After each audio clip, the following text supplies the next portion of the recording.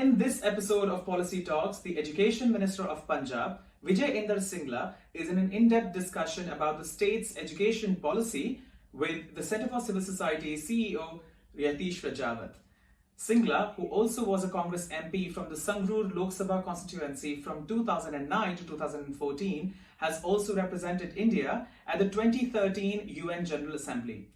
Singla also holds the portfolio for PWD and is known as an energetic implementer of policies in the Punjab government. I saw the call to action that you had put there, and it was wonderful to see a state government taking an initiative which largely the civil society should have been pioneering.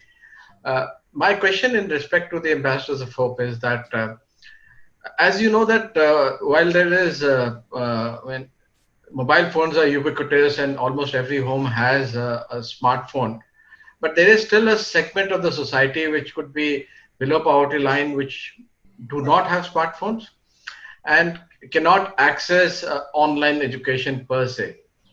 How are you looking at that segment of the society when you do these online initiative, whether it is online education or whether it is the Ambassadors of Hope? See, there are 2-3 challenges which I think we are facing, and everybody, understands the situation also, that every state is trying to do their best in the kind of resources they have or the kind of systems they have. But as far as we are talking about that segment which is not being tapped because of the lack of either the smartphone or the area is not very well connected with internet connectivity.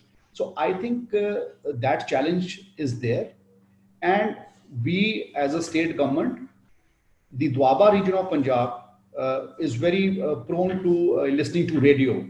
So the first thing we did was, in order to have radio connectivity or starting classes on radio, we started in the Doaba region of Punjab so that we thought that in the meantime we can try and get some TV mechanism into place. That's why we advanced the summer vacation a month or so by 2 months and gave a summer vacation of 1 month starting 10th of April to 11th of May, so that as the lockdown 1 continued to lockdown 2 and 3 and 4, so that children should not waste on time. And because whenever the schools will open or whenever the education system, whether it's online or physical, comes into place, we are able to, till that time, we are able to provide some kind of education to the youngsters. Yes, there is a segment of people where either there is one smartphone and there are multiple children in a house to go for online education, or there are smartphones are not available, or somewhere smartphones are available. People are so poor that they do not have the capacity to the data. So I got an opportunity to speak to Mr. Ravi Shankar Prasad and also to the HRD Minister, Government of India, Mr. Nishant, on a video conferencing call. And at one VC, that was the Ravi Shankar Prasad's VC, I was representing my Chief Minister because he looks after the communication department. And as we all know, it comes in the central list. So the Government of India is supposed to provide, incentives on that sector. So I had raised up to say that BBNL is one organization of the Government of India or one PSU of the Government of India, which can provide some kind of internet facilities to this segment of people, so that they are able to cater for the online education, which they were lacking.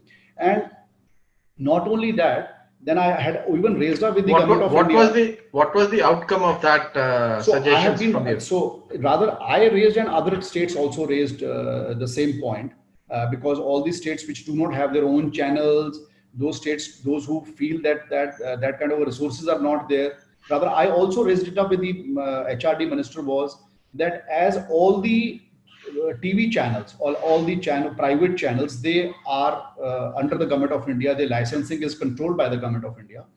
We must ensure that as the National Disaster Management Act is enforced, we must ensure that we should ask these channels to provide 2 to 3 hours of free education. They should provide their channels free to the state governments. Because if I look at it from my, if I look at it from my perspective, you already have state channels which are free to air, and it can use them. I'll just finish one point here, because I feel that if I look at it from my state government's perspective, and I have to give online education to children studying from class 1 to 12, then I need to give at least 6 hours of education. Suppose I don't have my own channel also, or I try up with Doordarshan, or I use my web channels, or I use my social media platforms to transmit education. Still, I will be needing 3-4 hours of 2-3 channels, 3-4 hours, which could be given to me under the National Disaster Management Act by the Government of India, because that is enforced.